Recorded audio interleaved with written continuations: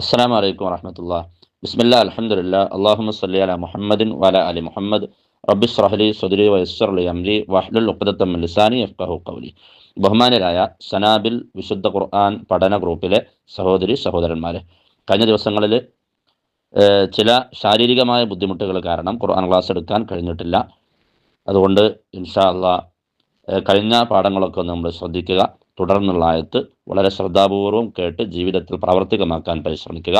ആദ്യം ആയത്ത് ഓതിയിട്ട് അതിൻ്റെ ചെറു വിവരണം, അതിലെ ചില നിയമങ്ങൾ, അതുപോലെ വിശദീകരണം, അതിൻ്റെ അർത്ഥങ്ങൾ ഇൻഷാ അല്ലാഹ് നമുക്ക് പരിശോധിക്കാം. അഊദു ബില്ലാഹി മിനശ് ശൈത്വാനിർ റജീം.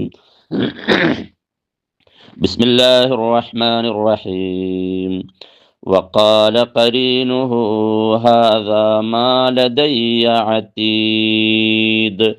വക്കാല ഖരീനുഹു, ഹാഇന് ശേഷം അവിടെ ഒരു വാവുണ്ട്, അത് അല്പമൊന്ന് മദ് ചെയ്യാൻ, നീട്ടണം. ഖരീനുഹു ഹാദാ മാ ലദയ്യ, യാഇന്റെ അടിയിൽ രണ്ട് പുള്ളിയില്ല എന്ന് കരുതിയിട്ട് ലദയ്യ എന്ന് വായിക്കാതിരിക്കരുത്. അവിടെ ലദയ്യ. മാ ഹാദാ മാ ലദയ്യ അതീദ്. ഇനി അതിൻ്റെ അർത്ഥം. ഈ വിശുദ്ധ ഖുർആനിലെ ആയത്തിന് രണ്ട് വ്യാഖ്യാനങ്ങളുണ്ട്. അതുകൊണ്ട് 23-ാമത്തെ ആയത്ത് വളരെ ശ്രദ്ധിക്കുക നമ്മൾ. വക്കാല കരീനുഹു, അവൻ്റെ കൂട്ടുകാരൻ പറയും. കാല പറഞ്ഞ പറഞ്ഞു, കരീൻ പറഞ്ഞ കൂട്ടുകാരൻ. നമ്മൾ പരലോകവുമായി ബന്ധപ്പെട്ടാണല്ലോ സംസാരിച്ച് വരുന്നത്. മേലുള്ള ആയത്തുകൾ പരലോകത്ത് അവൻ്റെ കാഴ്ചക്ക് മൂർച്ചയുണ്ടാകും. അതാണ് അവസാന ആയത്തിൽ പറഞ്ഞത്. അവൻ്റെ കൂട്ടുകാരൻ പറയും, ഹാദാ, ഇതാ. ഹാദ പറഞ്ഞാൽ ഇവൻ, ഇത്, ഇതാ എന്നൊക്കെയാണ്. ഇതാ. മാ ലദയ്യ, എൻ്റെ അടുക്കൽ, അതീദ്, തയ്യാറായത്.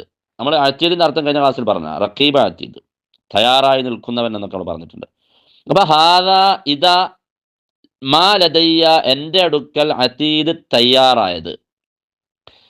ഇതിൻ്റെ ഒന്നാമത്തെ വ്യാഖ്യാനം എന്താണ്? ഈ ആയത്തിൽ ഇങ്ങനെ പറഞ്ഞത്, നന്മ തിന്മകൾ രേഖപ്പെടുത്താൻ ഏൽപ്പിക്കപ്പെട്ട മലക്കാണ് ഇതുകൊണ്ടുള്ള ഉദ്ദേശം, ഈ കരീൻ എന്നതുകൊണ്ടുള്ള ഉദ്ദേശം. ആ മലക്ക് നമ്മുടെ നന്മ തിന്മകൾ ഇങ്ങനെ രേഖപ്പെടുത്തി നിൽക്കുന്നുണ്ടല്ലോ. ആ രേഖപ്പെടുത്തിയ രേഖ മഹ്ശറിൽ ഹാജരാക്കും. അതാണ് ഹാദ, ഇതാ. ഹാജറാക്കി പറയാണ്, ഇതാണ് മാലദയ്യ, എൻ്റെ അടുക്കൽ, അതീദ്, തയ്യാറായത്, ഞാൻ എഴുതി തയ്യാറാക്കിയത് ഇതാണ് എന്ന് അവൻ്റെ കരീൻ, മലക്ക് പറയും. അതാണ് ഒരു വ്യാഖ്യാനം. രണ്ടാമത്, വക്കാല കരീനുഹു, അവൻ്റെ കൂട്ടുകാരൻ പറയും. അതുകൊണ്ടല്ല രണ്ടാമതൊരു വ്യാഖ്യാനം. ഇത് രണ്ടും വളരെ പ്രശസ്തമായ പണ്ഡിതന്മാർ പറയുന്ന, ഖുർആൻ വ്യാഖ്യാനം പറയുന്ന അഭിപ്രായം, മനുഷ്യനെ വഴി പിഴപ്പിച്ചിരുന്ന പിശാചിനെ ഉദ്ദേശിച്ചാണ്. ആ അടിസ്ഥാനത്തിൽ അർത്ഥം ഇങ്ങനെ വെക്കണം നമ്മൾ. ഹാദാ മാ ലദയ്യ അതീദ്, ഹാദാ, ഇവൻ, മാ ലദയ്യ, എൻ്റെ അടുക്കൽ, അതീദ്, തയ്യാറായതാണ്. അഥവാ ഞാൻ വഴി പിഴപ്പിച്ചു നരകശിക്ഷക്ക് തയ്യാറാക്കിയവൻ ഇതാ എന്ന് അവനെ വഴിപിഴപ്പിച്ച അവൻ്റെ പിശാചിൽ നിന്നുള്ള കരീന് പറയും.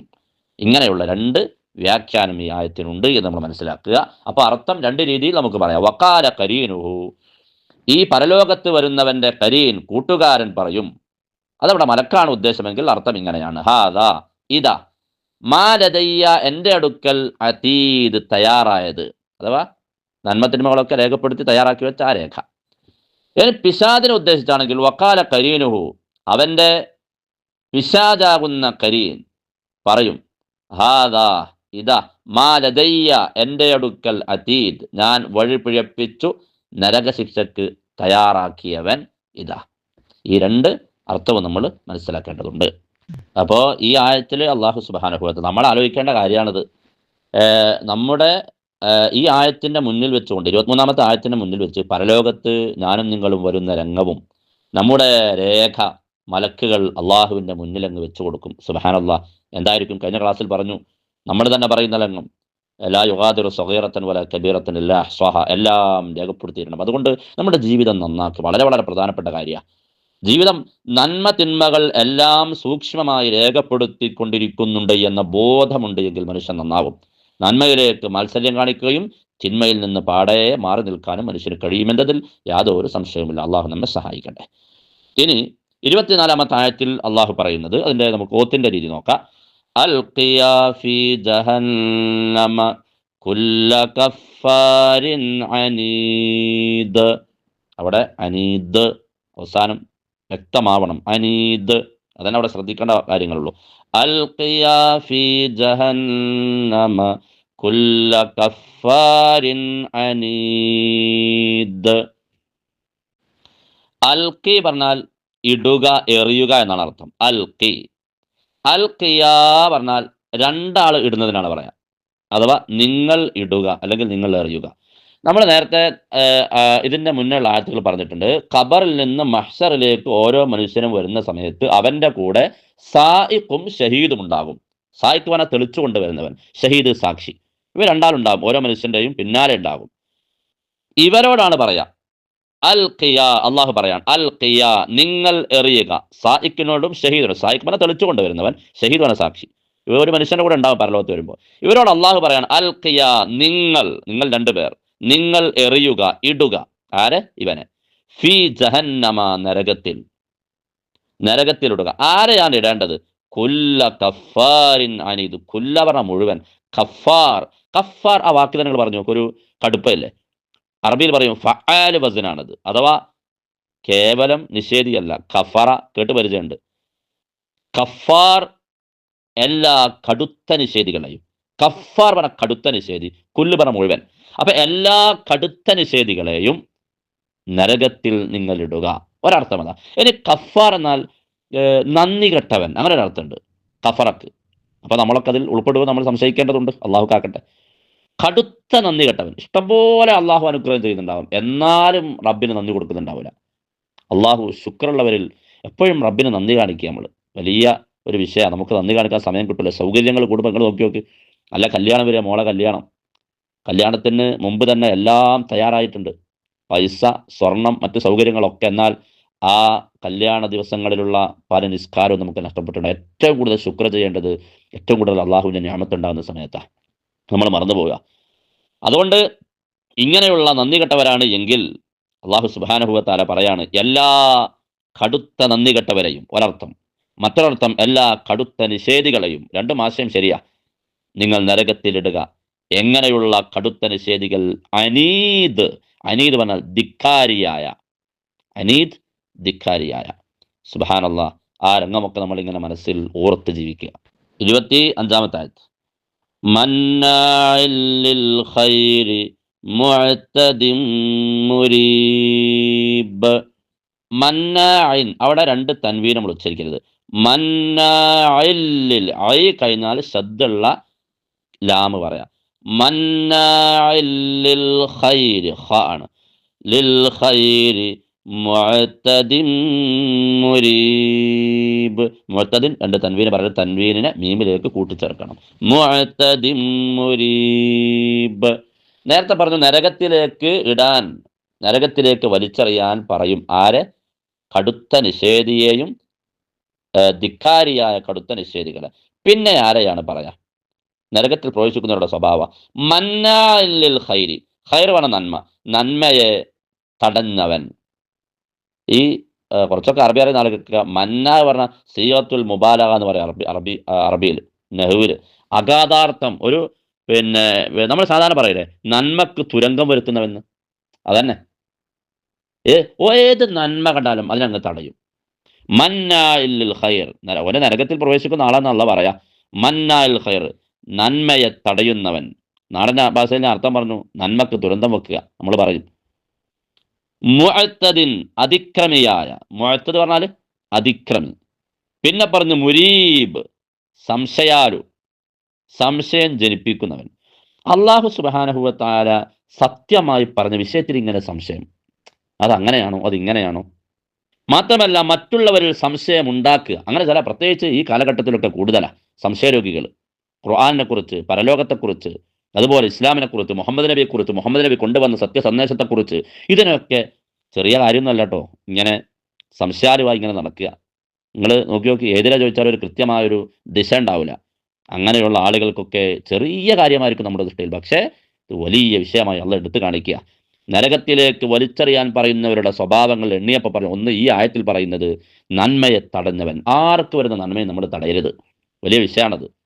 അതിക്രമിയാവരുത്, അതാ മുഅ്തദ്, അതിക്രമി.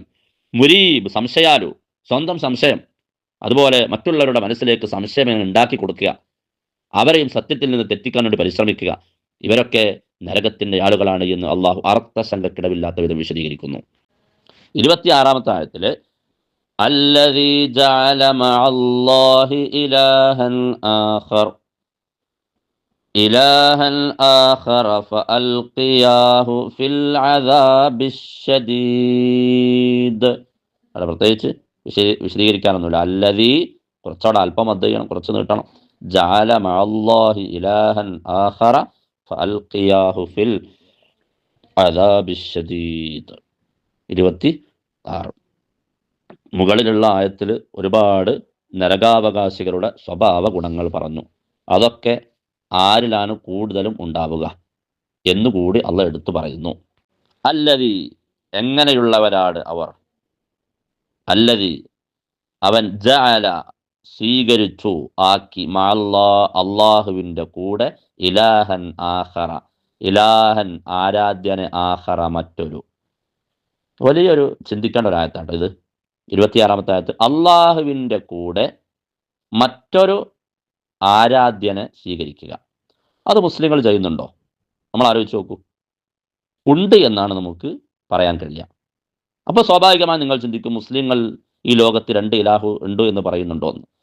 ഒരാളെ ഇലാഹാക്കുക എന്ന് പറഞ്ഞാൽ അതിനർത്ഥം സാക്ഷാൽ ഇലാഹ് അത് അള്ളാഹുവാണ്. അള്ളാഹുവിന് കൊടുക്കേണ്ട ഒരുപാട് ഇബാദത്തുകളുണ്ട്. ആ ഇബാദത്തുകൾ ഏതെങ്കിലും സൃഷ്ടികൾക്ക് കൊടുത്താൽ ആ സൃഷ്ടിയെ ഇവൻ ഇലാഹാക്കി എന്നാണ് അർത്ഥം. എനിക്ക് മനസ്സിലാണ്ട. ഞാൻ പറയാം. ഞാൻ പ്രാർത്ഥന റബ്ബിന് മാത്രം കൊടുക്കേണ്ട ഒരു ഇബാദത്ത്. എൻ്റെ വാപ്പ മരിച്ചു.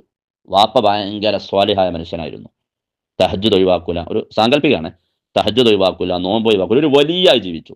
വാപ്പ മരിച്ചപ്പോൾ ഞാൻ കരുതി വാപ്പാനോടും എൻ്റെ പ്രയാസങ്ങളൊക്കെ പോയി ഖബറിൻ്റെ അടുത്ത് പോയി എൻ്റെ പ്രയാസങ്ങൾ, വാപ്പ എൻ്റെ കടങ്ങളൊക്കെ വീട്ടിൽ തരണം എന്ന് പറയാം. വാപ്പ ഒരു വലിയായിരുന്നല്ലോ, അതുകൊണ്ട് പറയാം എന്നെനിക്ക് തോന്നി.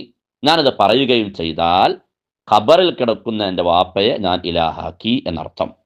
അഥവാ റബ്ബിന് കൊടുക്കേണ്ട, റബ്ബിന് മാത്രം അവകാശപ്പെട്ട കാര്യങ്ങൾ സൃഷ്ടികളിലേക്ക് നൽകിക്കഴിഞ്ഞാൽ അത് സൃഷ്ടികളെ ആരാധ്യനാക്കി എന്നാണ്. നമ്മൾ മുസ്ലിങ്ങൾ ബഹുഭൂരിപക്ഷം ആളുകൾ മനസ്സിലാക്കാത്ത കാര്യമാണത്. അതുകൊണ്ടാണ് മുസ്ലിമീങ്ങളായ ആളുകൾക്ക് വളരെ വളരെ മോശമായ വിശ്വാസ പിഴവുകൾ മുസ്ലിം ഉമ്മത്തിലേക്ക് കടന്നു വന്നുകൊണ്ടിരിക്കുന്നത്. ഒരു കാര്യം മനസ്സിലാക്കായിട്ടാ. അല്ലദീ അവൻ ജഅല ഉണ്ടാക്കി, അള്ളാഹുവിൻ്റെ കൂടെ ഇലാഹൻ ആഖറ മറ്റൊരു ആരാധ്യനെ, ഇവനോടും ഫഅൽഖിയാ ഈ പരലോകത്തേക്ക് തെളിച്ചു കൊണ്ടുവന്ന മലക്കുകളോട് പറയാം, ഫഅൽഖിയാഹു നിങ്ങൾ രണ്ടുപേരും അവനെ ഇടുക, വലിച്ചെറിയുക, ഫിൽ അദാബി ശദീദ് കഠിനമായ ശിക്ഷയിൽ. അദാബ് ശിക്ഷ, ശദീദ് കഠിനമായ. നമ്മൾ മനസ്സിലാക്കണം, അത്രയും ഗുരുതരമായ വലിയൊരു ഗുരുതരമായ പാപമാണ് ഈ ആയത്തിൽ പറഞ്ഞത്. അള്ളാഹുവിന് കൊടുക്കേണ്ടത് റബ്ബിന് മാത്രം. അള്ളാഹു അല്ലാത്ത സൃഷ്ടികൾക്ക് കൊടുക്കാനുള്ളൊരു ചിന്ത പോലും നമ്മുടെ മനസ്സിലേക്ക് ഉദിക്കരുത്. അങ്ങനെ വന്നു കഴിഞ്ഞാൽ മഹാപാപിയായി നരകത്തിൻ്റെ ആളുകളായി, നരകത്തിലെ കത്തുന്ന ഇന്ധനം തന്നെ മനുഷ്യരാണെന്ന് നമ്മൾ പഠിച്ചിട്ടുണ്ട്. ആ ഇന്ധനമായി മാറേണ്ടി വരുമെന്നതിലൊരു സംശയവുമില്ല. അള്ളാഹു സുബ്ഹാനഹു വ തആല ഇത്തരത്തിലുള്ള സ്വഭാവങ്ങൾ, ഇത്തരത്തിലുള്ള തിന്മകളിൽ നിന്ന് പൂർണ്ണമായി മാറി നിന്നുകൊണ്ട് സംശുദ്ധമായ ജീവിതം നയിക്കാൻ അള്ളാഹു ഞങ്ങളെ സഹായിക്കണമേ റഹ്മാനെ. വൽഹംദുലില്ലാഹി റബ്ബിൽ ആലമീൻ. അസ്സലാമു അലൈക്കും വറഹ്മത്തുള്ളാഹി വബറകാതുഹു.